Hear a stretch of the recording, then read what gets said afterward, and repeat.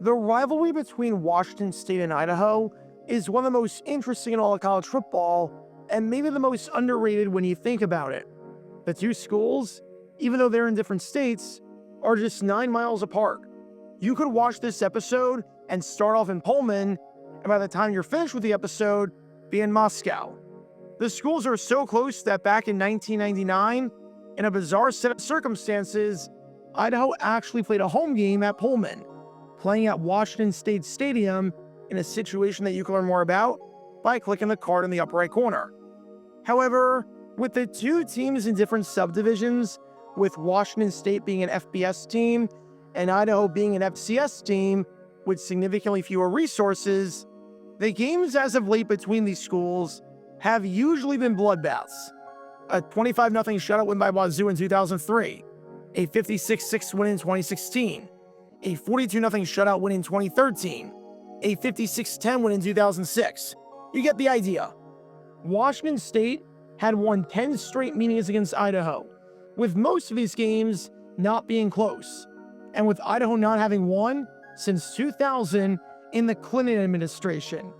No disrespect to Idaho, because they're a solid program at the FCS level, but you've got to significantly crap the bed to lose a guarantee game as Washington State on your home field to these guys based on your prior history.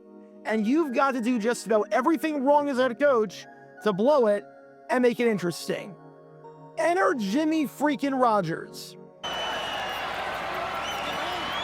Throws over the middle once again. Complete. Extra yards this time. All right, you got the first down. How the game is tied this late is insane to me, but at the very least, you're in field goal range and can walk it off.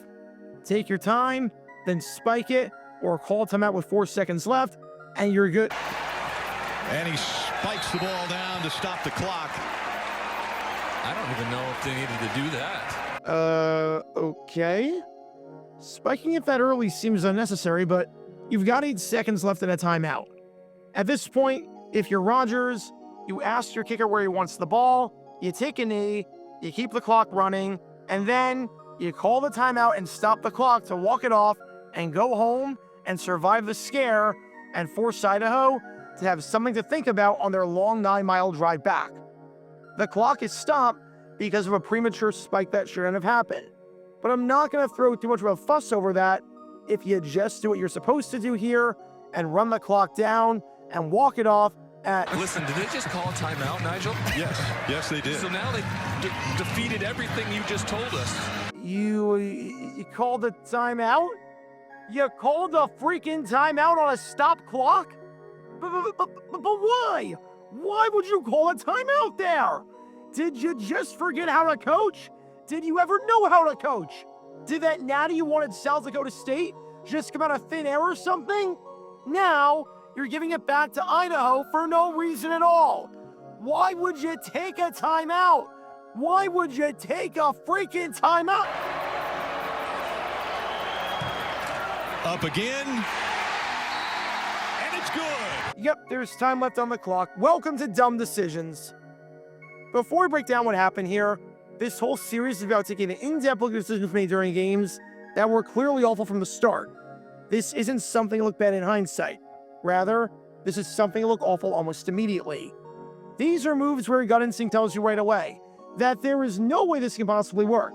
And sure enough, your gut instinct was smarter than that of a college head coach. And for this one, we're taking a look at the mind of Washington State head coach Jimmy Rogers. On one hand, this is a guy who, on paper, should know what he's doing. The man is super young by head coaching standards at 38 years old, but he built quite the program at South Dakota State in his 2 seasons there, winning an FCS championship one year and finishing 27-3 with the Jackrabbits, winning 90% of his games. On the other hand, that kind of makes it worse. Any goodwill that Rogers had entering this game from his time at South Dakota State, any honeymoon period, is now gone after whatever the heck this coaching debut was. There were a lot of questionable things that Rogers did throughout this game, but to bungle the end of game situation this badly, and to almost lose to an FCS school that you reportedly paid $550,000 to as part of a guarantee game? Yeah, that's not going to go over too well in Pullman. The fact that Washington State looks like they're going to be bad this year is one thing. The fact that they look like they're inept from a coaching standpoint, with head-scratching decision after head-scratching decision throughout the game, to the point where I thought Ryan Leaf in the commentary booth was going to come down on the field and personally fight Rodgers as he was grilling him the entire game, and deservingly so, I might add. And with it culminating in whatever the heck this was at the end of the game, yeah, this could be a long year in Pullman if Rodgers doesn't improve and coach like he did with the Jackrabbits. Because this whole situation was completely and utterly inexcusable. So with that being said, let's take a look at why burning your final timeout with 8 seconds left after spiking the ball is a really bad idea. Obviously, the goal of the drive is to score points. And after how well the drive was going, you put yourselves in a good spot to get a field goal and win the game right then and there. You got to a good spot in terms of the position of the football. You got to a good yard line where the odds were heavily in your favor. And you did your job in that regard. Mission partially accomplished. Now, you have to think about the clock. I know it's hard to think about two things at once, but that's why they pay you the big bucks. And now, you've got to think about the possibility of the other team touching the ball again. With 8 seconds left and a timeout on the 14-yard line, the decision here is obvious. On second down, you take a knee and lose a yard, because there is no difference whatsoever between a 32-yard field goal and a 33-yard field goal. You're not approaching it any differently, and it's still a relative chip shot at this level, or at least it should be. There are times where the yardage matters, and that 1 or 2 yard difference can be critical. But that's when you're talking about kicks on the border of someone's range, like the difference between a 54-yarder and a 56-yarder. It's not for moments like this. It's not as if losing a yard or half a yard, whatever would have been the difference between making the kick and missing it short. So the logic doesn't apply here. Then, after taking the knee to bring it down to 5 seconds or thereabout, you burn your final timeout and line up for the walk-off field goal, thereby giving Idaho no chance whatsoever to touch the ball again. You stop the clock to get set with the spike and talk with your kicker about where he wants it. So then, you call a play to take it down, and then you walk it off.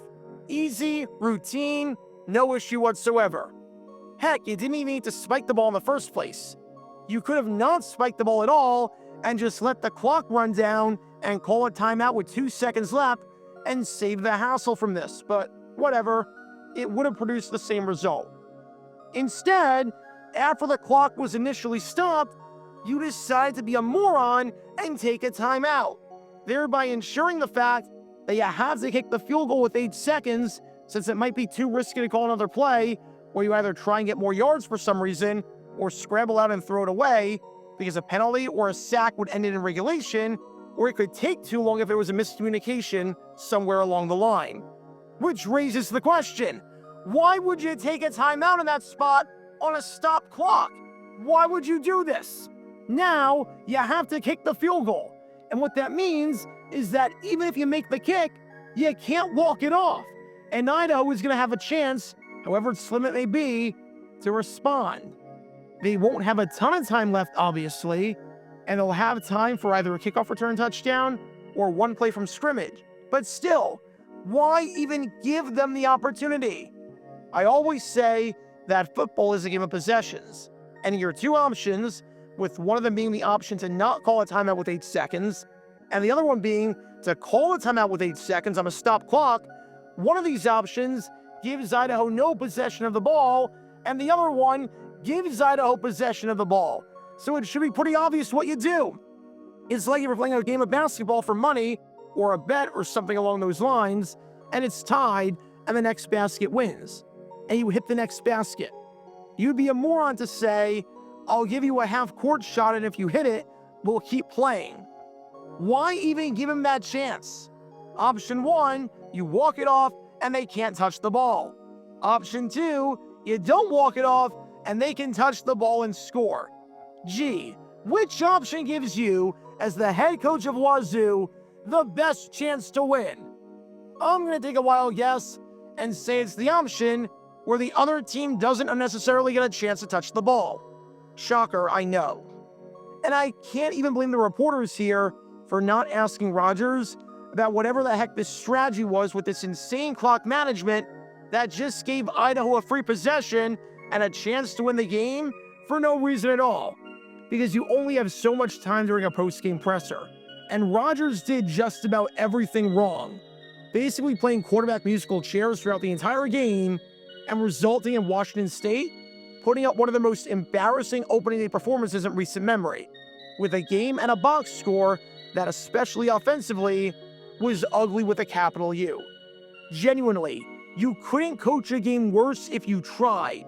If Jimmy Rodgers coaches the next game with a George Costanza mindset of just doing the opposite of whatever thought comes to his head, based off of what we saw during this game, it would be a noticeable improvement. Dare I say, he'd be better than Nick Saban and Bear Bryant combined if he did that. That's how bad of a debut this was. Again, this decision somehow did not cost Washington State, because Idaho returned the kickoff and got nothing on the play. But the fact that you even chance it when you didn't have to, and the fact that you even let the Vandals touch the ball for even a nanosecond when you could have walked the game off, is so mind-bogglingly stupid that I can't wrap my head around it, especially when the clock was already freaking stopped. It's not like this was a panic move in the heat of the moment. The clock was stopped, and then you had time to think about what to do for 30 seconds, which is an eternity for a head coach in terms of decision-making and processing. And this is what you decided to do. Burn a timeout on a dead clock to give the ball back to the other team. Make it make sense, I beg of you. So what did we learn from all of this?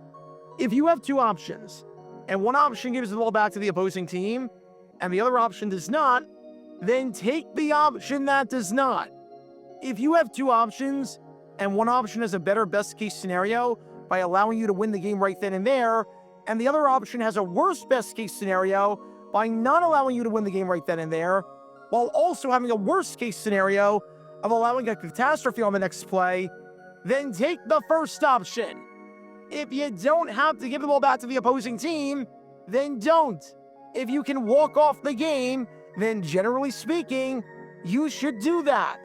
If the clock is stopped, then you probably shouldn't take your final timeout.